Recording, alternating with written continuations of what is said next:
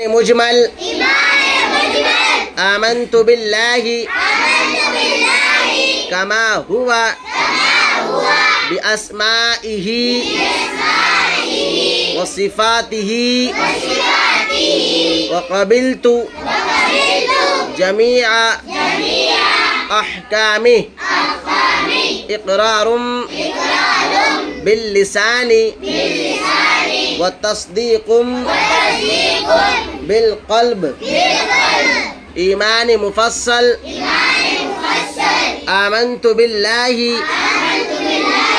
وملائكته وكتبه ورسله واليوم الآخر والقدر وخيره وشره من الله تعالى والبعث بعد الموت